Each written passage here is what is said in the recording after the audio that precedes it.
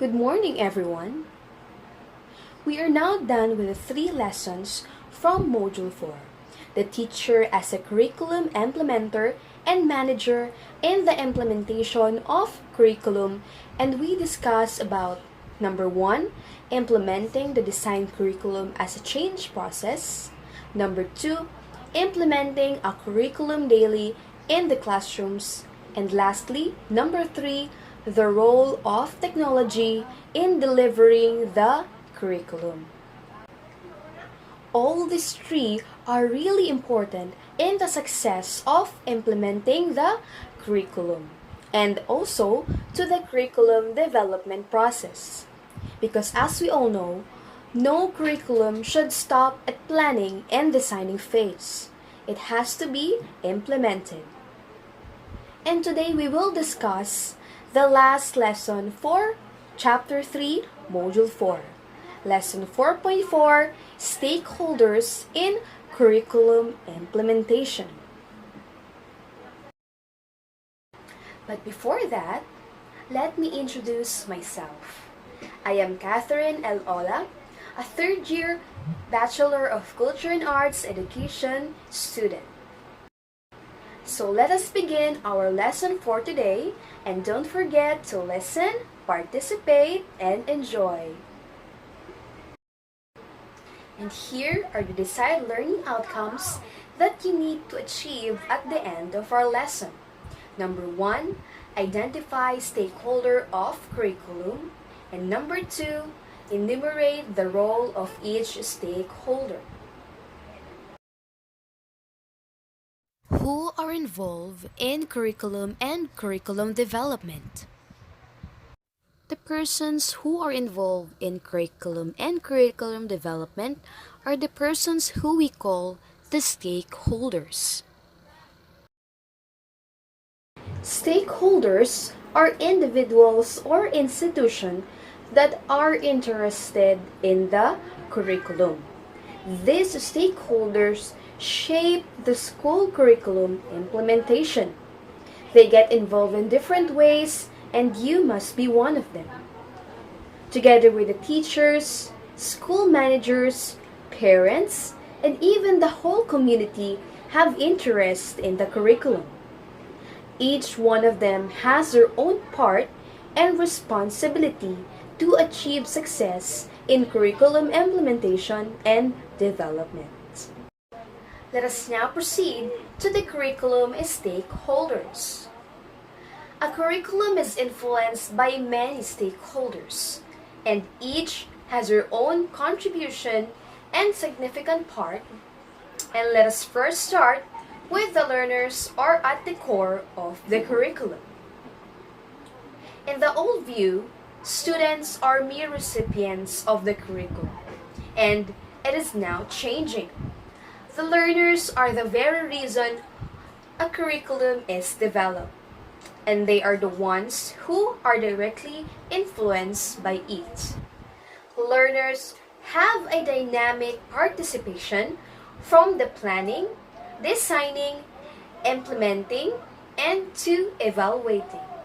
However, the degree of their involvement is dependent on their maturity, wherein they can make or break a curriculum implementation by their active or non-active involvement. And learners, together with the teachers, put action to the curriculum.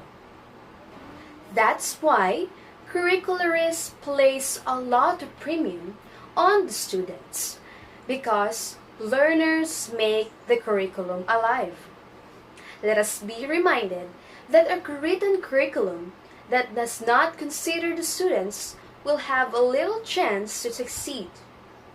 Curriculum is intended for different levels, and sometimes we made modifications to provide an efficient and quality education for each learners. In the end of the implementation, the concluding question will always be, have the students learned? Teachers as curricularists. Teachers are stakeholders who plan, design, teach, implement, and evaluate the curriculum. And teachers are the most important person in the curriculum implementation. Planning and writing the curriculum are the primary roles of the teacher. A teacher is a curriculum maker, or he or she writes a curriculum daily through a lesson plan, a unit plan, or a yearly plan. Teachers are a designer and a developer. Teachers also design, enriches, and modifies the curriculum to suit the learner's characteristics.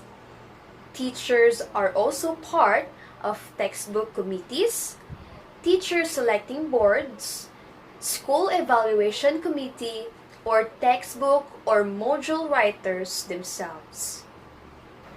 Teachers' influence upon learners cannot be measured.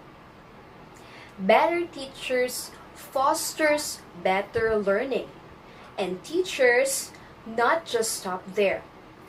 Teachers must continue their professional development to contribute to the success of curriculum implementation, as well as teacher should have full knowledge of the program philosophy, content, and components of curriculum and ways of teaching. When a curriculum has already been written, the teacher's role is to implement like a technician. However, teachers are reflective persons. They put their hearts into what they do. They are very mindful, in the center of their everything they do is the learner. Some of the roles of the teachers due in the implementation are: number 1, guiding, facilitating, and directing the activities of the learners. Number 2, choosing the activities and the methods to be utilized. Number 3, choosing the materials that are necessary for the activity.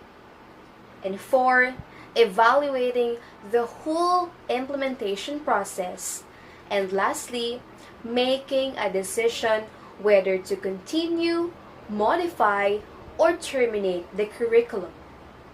All these roles are very crucial to achieve success in the implementation, from facilitating, choosing the right activity and materials, evaluating and making decision about the curriculum. The role of the teachers are very much crucial. And if these roles are not successfully done, it could lead to educational failure. Truly, the teacher has a great stake in the curriculum. Curriculum planning, designing, and implementing are in the hands of a good teacher. In the educational setting, it is clear that the teacher has a very significant role in curriculum development.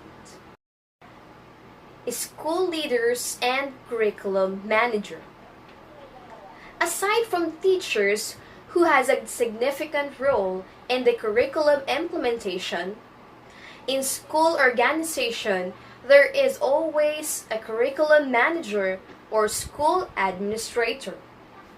In fact, for school principals, one of their function is being a curriculum manager.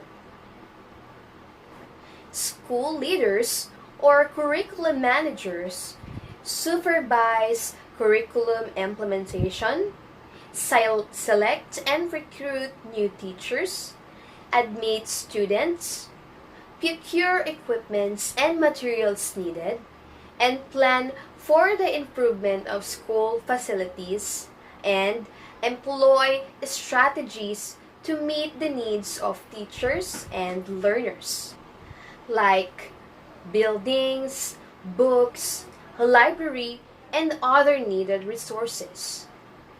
School head must also know their part or function in innovating the curriculum.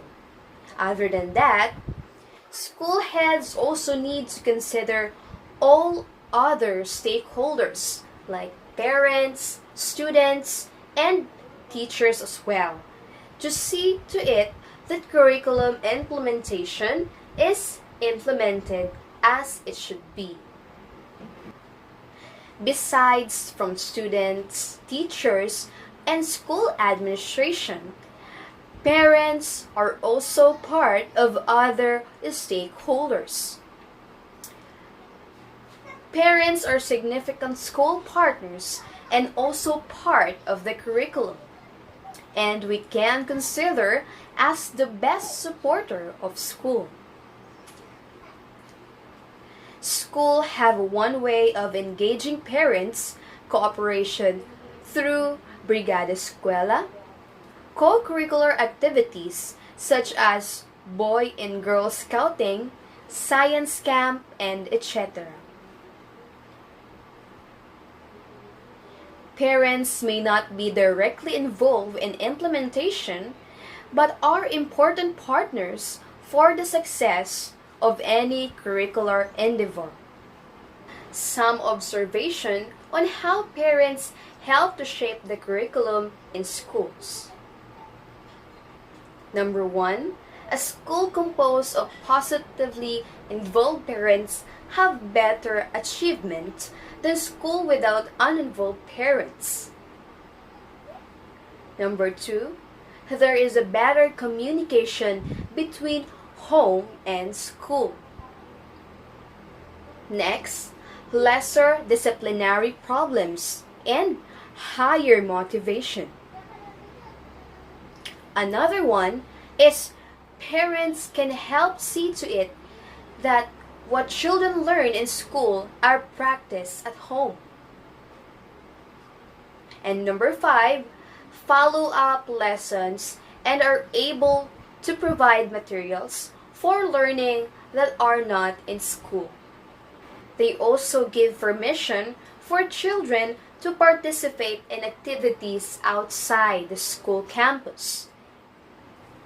In most schools, parents' associations are organized. It is provided by law to expand the school learning community. Many school projects and activities are supported by these organizations like school-based management that makes projects and activities to support the organization. And it is considered as the best practice in most performing school. Community as curriculum, resources, and learning environment. We all knew this African proverb from the former U.S. First Lady Hillary Clinton, which is, "It takes the whole village to educate the child." And it is definitely true. This only means that a teacher alone could not educate a child, or the child could not just learn through a teacher. But the whole community or the different stakeholders should be helping each other to give a child the right education that he or she deserves through a well-constructed and well-implemented curriculum. Schools in the community, hence, the community is the extended school ground or a learning environment. All the barangay leaders, citizens, and residents in the community have a stake in the curriculum. It is a bigger school community that becomes the venue of learning. Other than that, the rich natural and human resources of the community can assist in educating the children. And next, the community is a reflection of the school influence, and the school is a reflection of the community support. And we can conclude that success of implementation requires resources. Stakeholders should have a harmonious relationship with each other so that the curriculum implemented will be successful in achieving its goals. No stakeholders should be left behind or taken for granted because each one has their own role to play that only they can do. There are other important stakeholders in curriculum implementation, and these are other stakeholders in curriculum implementation and development. These other stakeholders may not have direct influence in the school curriculum, but these agencies or organizations are involved in the planning, design, implementation, and evaluation of the school curriculum. To name a few, here a list of other stakeholders. First, we have government agencies. These agencies are DepEd, TESDA, and CHED. And these agencies are trifocalized agencies that have regulatory and mandatory authorities over the implementation of the curricula. The Department of Education, or DepEd, is the executive department of the Philippine government responsible for ensuring access to promoting equity and improving the quality of the basic education. The TESDA, or Technical Education and Skills Development Authority, serves as the Philippines Technical Vocational Education and Training Authority to manage and supervise the Philippines technical education and skills development. The Commission on Higher Education covers both public and private higher education institution. The government is represented by the DepEd for the basic education curricula and the CHED for the tertiary and graduate education curricula. These two government agencies have mandatory and regulatory powers over the implementation of any curricula. Other government agencies are Professional Regulation Commission, or PRC, and Civil Service Commission, or CSC. These agencies that certifies and issues teacher license to qualify one to teach and affirms and confirms the appointment of teachers in the public school, and they has a high stake in the school curriculum. Another one is local government units, or LGU. It includes the municipal government and barangay officials, and some of the teachers are paid through the budget of the LGUs. They also construct school buildings, provide equipment, support the professional teachers' development, and provide school supplies and books. And they are big supporters in the implementation of a school curriculum. They are being asked by curriculum specialists to contribute in curriculum review because they have a voice in licensure examinations, curriculum enhancement, and many more. Often, professional organizations are those of each professions, like teachers organizations, lawyers organizations, medical doctors associations, engineer organization, and many others. Aside from the government agencies, let's have now the non-government agencies and professional organizations. These agencies are organizations and foundations that have the main function support education. To name a few, this includes the following. Number 1, Gawad Kalinga or GK. Gawad Kalinga builds communities means to include education. Full support of Gawad Kalinga to early childhood education is very significant. A school for preschool and out-of-school youth have been established in each village. Synergy, a foundation that supports basic education through reading, science, mathematics, and English. Another one is Metrobank Foundation. This foundation supports continuing teacher development programs.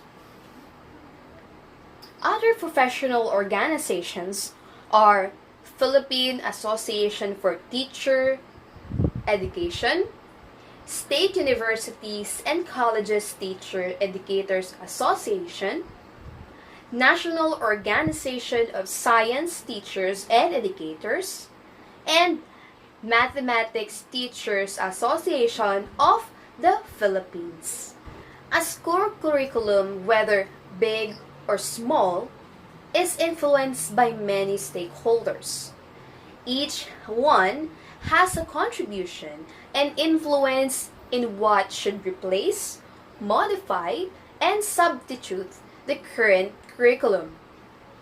Each one has a significant part or mark in specific development and change process of curriculum development. Take action. Activity 1, learn more, make an interview. With the use of the interview protocol below, ask 2 persons among the stakeholders, record your interview data, and report to the class. The lead questions are: what do you know about the curriculum that is taught in the school? Number 2, are you involved in the activities in the school? How? Number 3, why do you get involved in the school activities? Number 4, do the activities contribute to the learning achievement of the students? Number 5, what is your important involvement that contribute to the learning of the students? Give a specific example. And number 6, would you like to continue what you're doing for the school curriculum and why? And here is my interview for activity number 1.